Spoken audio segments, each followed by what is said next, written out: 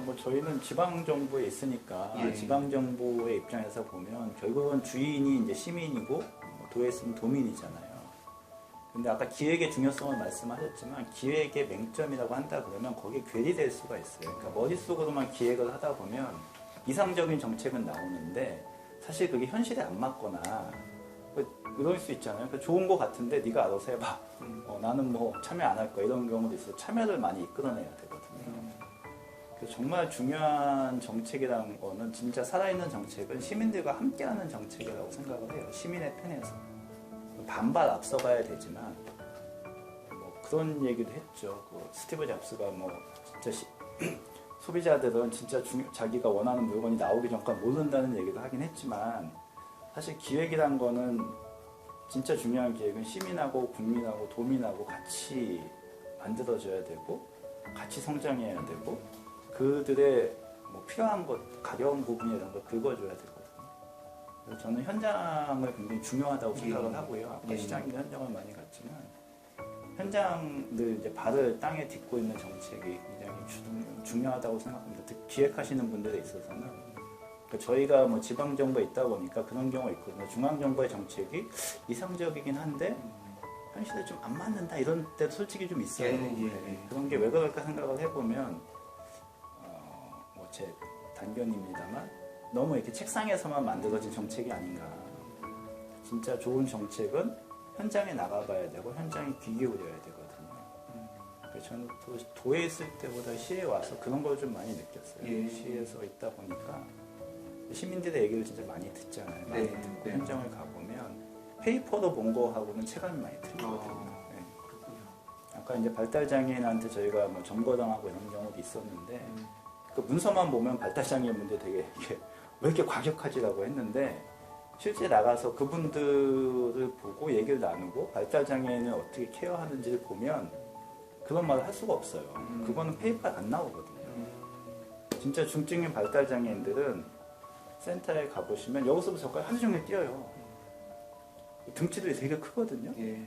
근데 그걸 어머님들이 한 분이 거의 케어하신단 말이에요.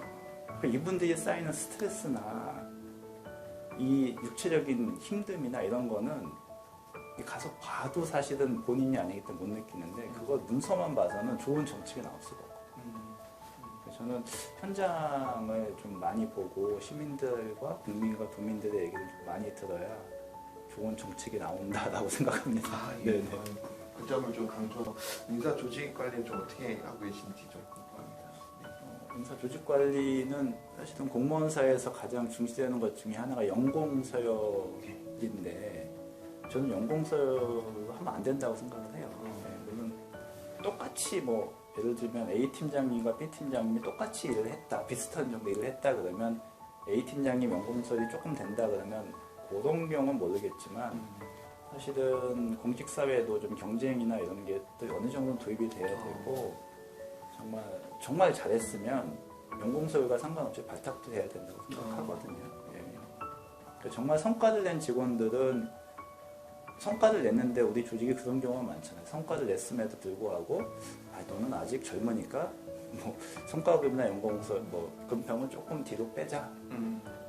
뭐 이런 경우 네가 좀 양보해 이런 경우가 있는데 정말 이제 공무원 조직이 시민들한테 정말 다가가고 공무원도 열심히 일을 하게 하려고 한다 그러면 그런 연공서열에 너무 집착하지 말고 정말 성과주의나 이런 것들이 조금은 더 많이 도입돼야 되지 않을까 생각합니다. 물론 이게 부작용이 있을 수도 있으나 아직까지는 그게 더 도입돼야 하는 시기인 것 같아요. 퇴사를 좀 하시더라고요. 들어오셔갖고 퇴사하시는 경우도 있고 공무원 경쟁률도 좀 낮아지고 있고요.